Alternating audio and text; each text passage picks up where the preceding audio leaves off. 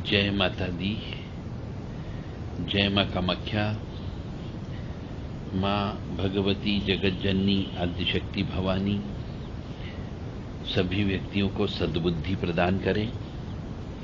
ऐसी कामना हम जगज्जननी से करते रहेंगे। और यदि हम भी कोई गलती करते हैं, पाप करते हैं, तो मैं जगज्जननी से प्रार्थना करता हूं कि वो भी मुझे अवश्य सजा दे।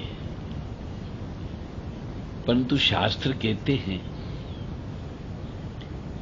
कि मनुष्य जो भी कर्म भोगता है, अच्छा या बुरा, यह सब वह अपने प्रारब्ध कर्म लिखवा के लाता है। प्रीपेड जीवन, यानी जितना आप अपने मोबाइल में टॉप अप चार्ज करवाओगे उतना ही तो आप डायल कर पाओगे। जितनी स्पीड का डाटा आप अपने मोबाइल में डालोगे प्रीपेड, उतनी ही स्पीड वाली नेट आपको प्राप्त होगी। यदि आपने टिकट पहले से, रेलवे का टिकट यदि एसी का कटवाया है तो आपको एसी में बैठ के ही जाना है। यदि आपने रबड़ी का टोकन खरीदा है तो आपको रबड़ी ही खाना है। यानी कि जैसा आप जीवन जीना चाहते हो, पहले आपको उसकी कीमत चुकाना पड़ती है। यानी जो आप पिछले जन्म के प्रारब्ध कर्म लिखा के लाए हैं, वही तो जीवन आप जी रहे हो। यदि आपको कष्ट मिल रहा है तो किस पे उंगली मत उठाओ, किसी के ऊपर इल्जाम मत लगाओ। यह आपके कर्मों का फल है। और यदि कोई व्यक्ति सुखी जीवन जी रहा है तो वो उसके कर्मों के फल की वजह से सुखी जीवन जी रहा है कि पिछले जन्म में वो इस प्रकार का खेत बोकर के आया था कि उसे सुखी जीवन जीना है, तो वो जी रहा है। परंतु इस जीवन को भोगते हुए कोई व्यक्ति यदि अच्छे कर्म करता है तो उसका अगला जन्म भी सुधरता है। परंतु इस जन्म को भोगते हुए पाप कर्म करता है तो अगला जन्म उसे कष्ट की प्राप्ति होगी ही होगी, कोई नहीं रुक सकता। जैसा कि आप देखते हैं, बहुत से व्यक्ति विकलांग रहते हैं, अपंग रहते हैं, अंधे रहते हैं, लूले रहते हैं, लंगड़े रहते हैं, गूंगे रहते हैं, बहरे रहते हैं, किसी की एक टांग टूटी हुई होती है। इसी प्रकार से मनुष्य ही नहीं, जानवर और पशु पक्षी, उनमें भी यही हाल हो तो भगवान उनको भी सजा देता है। ये सब कर्मों के फल की वजह से भोगना पड़ता है। तो संचित कर्म और प्रारब्ध कर्म की वजह से मनुष्य को कष्ट की प्राप्ति होती है। पर फिर भी वो इल्जाम अपने परिवार के सदस्यों के ऊपर लगा देता है, अपने भाई बंधुओं के ऊपर लगा देता है, रिश्ते नातों के ऊपर लगा देता है, गुरुओं के ऊपर लगा देता है, अपने गुरु भाई के ऊपर लगा देता है, जबकि उसे यह करने का अधिकार नहीं है।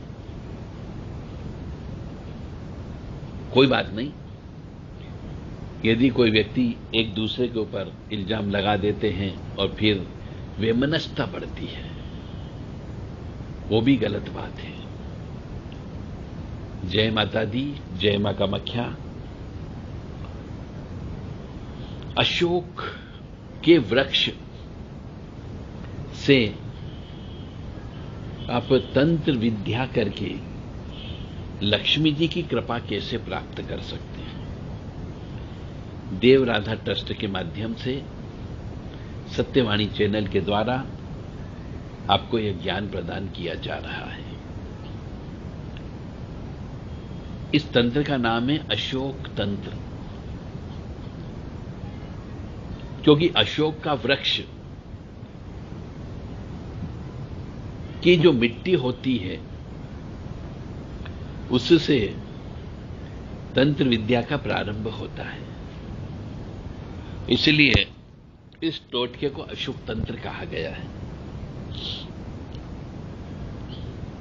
पूरा विस्तृत वर्णन हम आपको दे रहे हैं। महाशिवरात्रि आने वाली है। इस महाशिवरात्रि के पर्व पर आप इस टोटके को कर सकते हो। यह वर्ष में एक बार ही किया जाता है, बार बार इसका प्रयोग नहीं करते हैं। महाशिवरात्रि के दिन से ही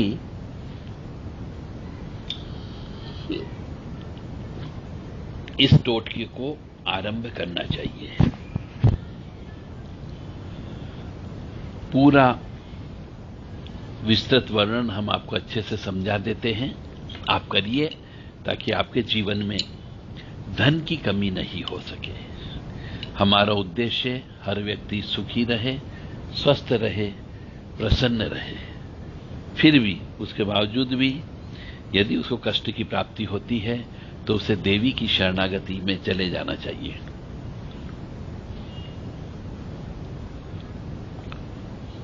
शिवरात्रि का दिन हो,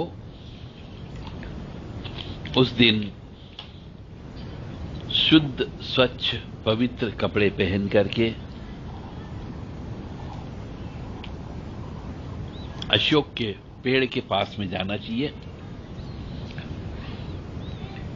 उसके नीचे की थोड़ी सी मिट्टी उठा करके लाना चाहिए जहां पे अशोक के वृक्ष की जड़ें हो।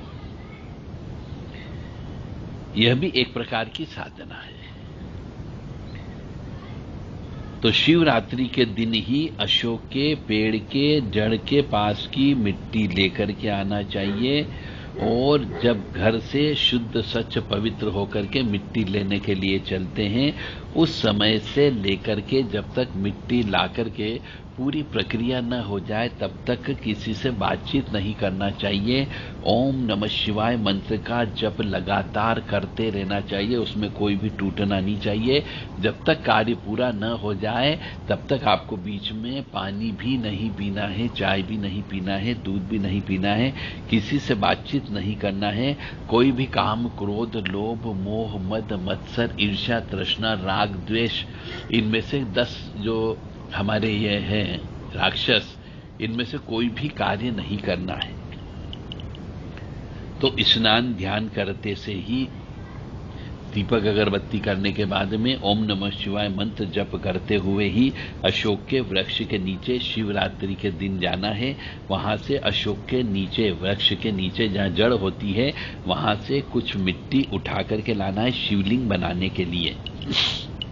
तो इतनी मिट्टी उठा लें कि आप अच्छे से उसका शिवलिंग बना सकते हो। यदि बारीक मिट्टी हो तो बहुत अच्छी बात है। यदि कोई डल्ला उठा के लाते हो मिट्टी का, तो उसको लाने के बाद में अच्छे से फोड़ लें, बारीक चूरा कर लें, और चूरा करने के बाद बिल्कुल उसे अच्छे से छान लें। तब तक हमें जो है, जब तक कार्य पूरा नहीं हो जाता, साधना पूरी नहीं हो जाती है, आपको ओम नमः शिवाय मंत्र जप करते ही रहना है। जब आप उसकी अच्छी से बारीक कर लेते हो, उस मिट्टी को महीन बना लेते हो, तो उसके अंदर, मिट्टी के अंदर 2-4 रेशे जो है केसर के डालना है, केवड़े के इत्र की 1 बूंद डालना है, नाग केसर का प्रयोग करना है, सफेद चंदन का चूर्ण उसमें मिला देना है, फिर गाय का दूध से ही उस मिट्टी को और इन सबको मिला करके एक शिवलिंग बनाना है। मतलब केसर, चंदन, इत्र, दूध, नाग केसर, यह सब चीजों को मिला करके शिवलिंग तैयार करके आपको 108 बेल पत्री, जो कहीं से भी कटी फटी नहीं होनी चाहिए, जीर्ण शीर्ण नहीं होनी चाहिए, विकृत नहीं होनी चाहिए, वह भी आपको पूजा के दौरान प्रयोग करना है। और उसी शिवलिंग के ऊपर ओम नमः शिवाय बोलते हुए वह बेल पत्री आपको चढ़ानी है।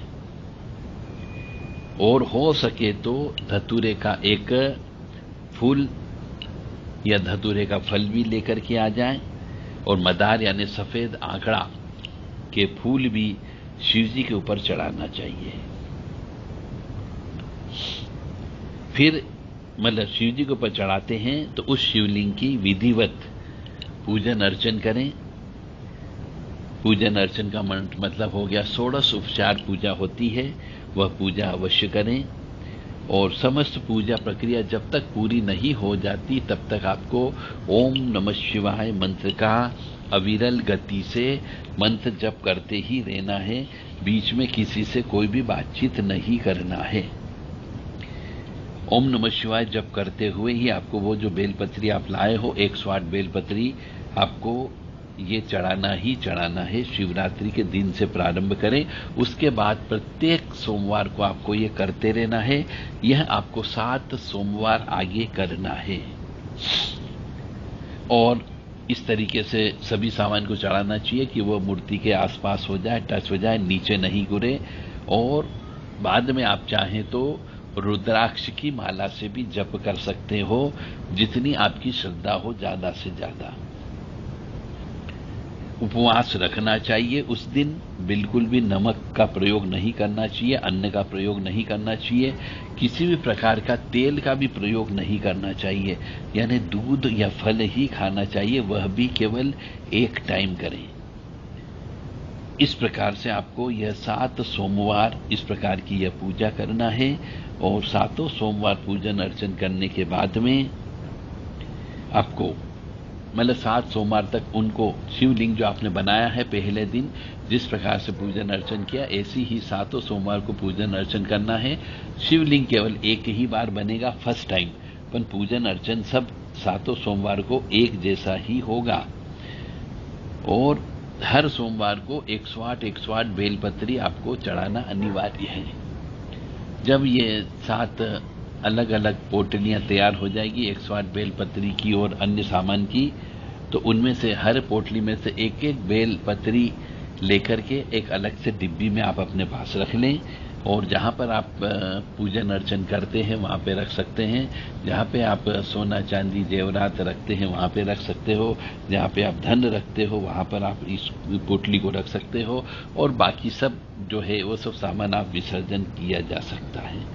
आप चाहें तो जो शिव जी आपने बनाया 7 सोमवार के बाद में उनको भी विसर्जन कर सकते हो, या उनका विशेष पूजन अर्चन भी आगे कंटिन्यू किया जा सकता है, रोजाना उनका दर्शन कर सकते हो और ये किया जा सकता है। ऐसा करने से आपके शारीरिक रोग खत्म हो जाएंगे, अर्थ संकट खत्म हो जाएगा, भय खत्म हो जाएगा, उपेक्षा खत्म हो जाएगी और दरिद्रता जैसी दुखदाई स्थिति से आप फ्री हो जाओगे। आप सुखी रहने लगोगे, संतुष्ट रहने लगोगे। ये अशोक तंत्र जो है बहुत ही आश्चर्यजनक प्रभाव दिखाता है और ऋण मुक्ति के लिए तो यह बहुत ही अच्छा माना गया है। इसीलिए बहुत से मनुष्य, क्योंकि यह केवल एक दिन ही किया जाता है, केवल एक दिन से ही प्रारंभ करते हैं, शिवरात्रि के दिन से ही इसकी पूजन अर्चन प्रारंभ होती है अगले 7 सोमवार तक। मतलब हर सोमवार के दिन आपको इसका अभिषेक करना है शिवलिंग का और 108 बेलपत्री आपको चढ़ाना ही चढ़ाना है। और जैसी पूजा जो होती 16 उपचार पूजा, वो पूजा विधि विधान से आप करें। ओम नमः शिवाय मंत्र जप करते रहें। सोमवार के दिन मौन व्रत रखना है, किसी से बातचीत नहीं करना है, भोजन भी नहीं ग्रहण करना है, एक टाइम आपको दूध फल वगैरह लेना है, तेल का प्रयोग नहीं करें, नमक का प्रयोग नहीं करना है और अन्न का प्रयोग भी नहीं करना है। यदि आप इस प्रकार से पूजन अर्चन कर सकते हो तो आपकी दरिद्रता दूर अवश्य हो सकती है। ओम नमः शिवाय, ओम नमः शिवाय, ओम नमः शिवाय, ओम नमः शिवाय, ओम नमः शिवाय, ओम नमः शिवाय, ओम नमः शिवाय, ओम नमः शिवाय, ओम नमः शिवाय। ओम त्र्यंबकं यजामहे सुगंधिं पुष्टिवर्धनम् उर्वारुक्मिः बन्धनान् मृत्योर्मुक्षीमामृतात्। ओम हौं जूं सः ओम भूर्भुवः स्वः। ओम त्र्यंबकं यजामहे सुगंधिं पुष्टिवर्धनम् उर्वारुक्मिः बन्धनान् मृत्योर्मुक्षीमामृतात्। ओम स्वः भुवः भुः ओम सः जूं हौं ओम। और आपको और भी कुछ आता हो शिव जी का तो उनकी स्तुति का पाठ कर सकते हैं, शिवाष्टक का पाठ कर सकते हो। नमामि समीशान निर्वाण रूपम विभुं व्यापकं ब्रह्म वेद स्वरूपम निजं निर्गुणं निर्विकल्पं निरीहं चिदाकाशमाकाशवासं भजेऽहम्। निराकार ओंकार मूलम तुरीयम गिरागान गोतीतमीशम शरीरम। इस प्रकार से आप शिव जी की कोई भी स्तुति भी बोल सकते हो, परंतु तन्मयता से करें। मौन व्रत अवश्य रखें और उपवास अवश्य रखना है। जो भोजन आपने नहीं किया, जो एक दिन का भोजन त्याग किया है, उसको किसी गरीब को, किसी दरिद्र नारायण को भोजन अवश्य करा दें। जय माता दी, जय मां कामाख्या। प्रयोग करें और सफल जीवन व्यतीत करें, ऐसी कामना हम मां भगवती से करते हैं। हम मां भगवती से पुनः प्रार्थना करते हैं कि सब व्यक्ति को सद्बुद्धि प्रदान करें, और यदि किसी ने कोई गलत कार्य किया है तो उसकी सजा उसको अवश्य दे। ऐसी कामना हम मां भगवती से अवश्य करते हैं। जय माता दी।